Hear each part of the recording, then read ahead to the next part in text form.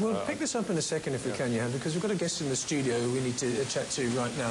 Johan Rousseau from Vunani Securities is going to stay with us in the Cape Town studio. But let's cross to Johannesburg now, because in the studio in Joburg, the Power Lunch studio, is Keith Levenstein, the CEO of EconoBEE. And I just got this across the Power Lunch desk here, and it says the following: the recently gazetted ICT Charter appears to be a step backwards. And some quite strong words from Keith now, and I'll just read you a couple of sentences from this press release that he's kindly sent us. In the case of the newly released ICT Charter sector code, he says, we believe it has taken a huge step backwards.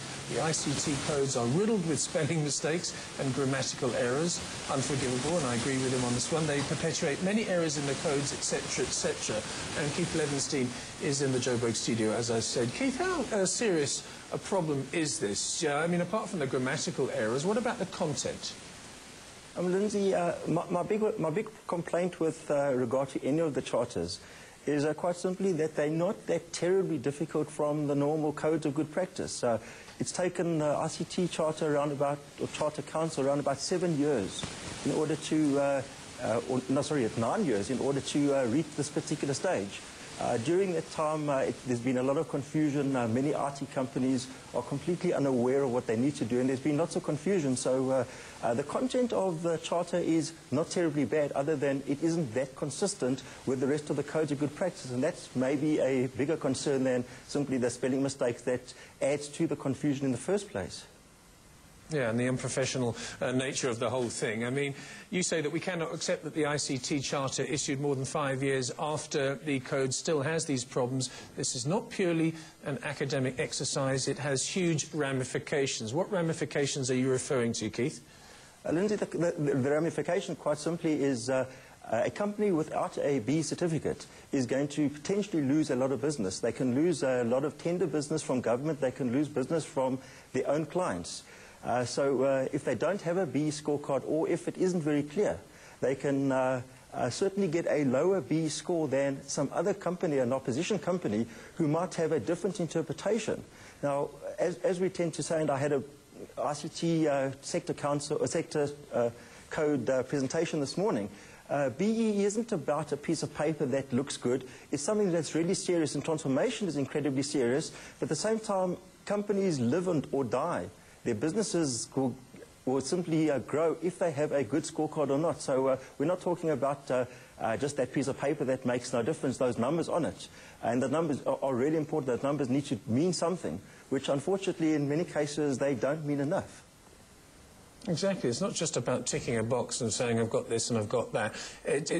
I suppose if you're required to transform, and of course you should transform, there needs to be a bureaucratic infrastructure in place that is clear. And what you're saying is that clearly it's not clear.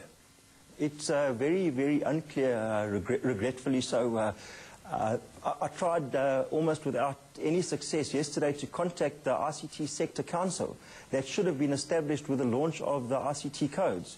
And when I did get hold of somebody at the Department of Communication, all they could tell me is they would come back to me with a couple of questions. And my question was a fairly simple question, but quite pertinent, I think. The question was, if you are in the ICT industry and you're being verified today, which scorecard do you follow? And the codes are quite clear. You have to use the ICT sector code right as it stands. But companies haven't had the opportunity to adjust to the new sector code. They should have given me a better answer, and they really came back and said they're not. The man said he wasn't sure and he would come back to me, which so far he hasn't.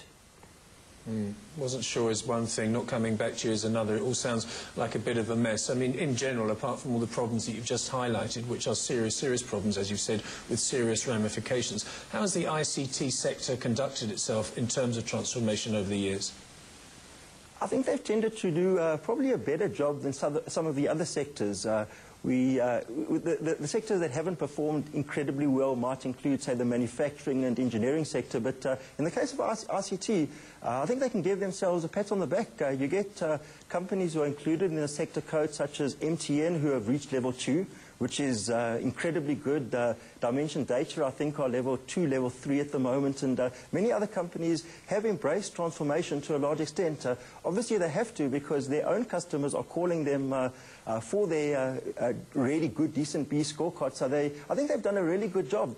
They didn't deserve to have a scorecard thrust on them of this nature. They are already doing a good job. There really wasn't a reason for them to change the rules from the codes of good practice. And when we look at it, after going through this whole 9 years of process, the huge amounts of codes and documents, the end result is all these companies are going to probably reach the exact same level that they would have reached anyway without the ICT sector code. So why waste literally millions of rands worth of consultants, lawyers, company money to really not add any value to the transformation process, which is so dear to my heart?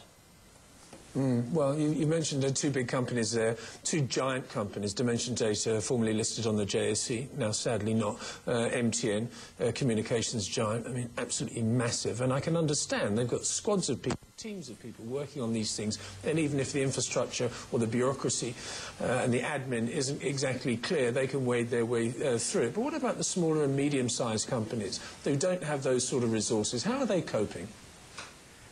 At the end of the day, I think that many companies will realize that it's not incredibly difficult to become compliant. If you embrace BEE and you talk about it and see it as a process, it's something that gets basically built into the particular company's culture in the first place. So there's no real difficulty for them to understand it and to implement it. After all, just to mention, it's not difficult to implement socio-economic development, which is charity. It's not difficult to do enterprise development, which is such an important part of transformation in the first place. Things like procurement are easy to do, and even ownership and management, which are maybe the more controversial aspects, isn't that terribly difficult? So, no, Lindsay, I think the companies are not finding too great a difficulty in becoming compliant. Yes, there are some who don't want to embrace the concept, but it's not that incredibly difficult. And, of course, a smaller company that has a turnover of below 35 million is known as this qualifying small enterprise, or QSE, and they find it really easy to become compliant. And I think that the ICT sector has done a pretty good job of transforming themselves. Good, Keith. We'll have to leave it there, but thanks very much for your time this morning. And keep up the good work, and keep lobbying these people and keep pestering them. And if that bloke doesn't come back to you, ring him up again. That's Keith Levenstein, who is the CEO of EconoBEE. Back now to the markets and to the economy and to economic indicators. Still in the studio in Cape Town with me is Johan Rousseau from Vanaani Securities. Maybe we could apply what happened yesterday, Johan, i.e. the cutting from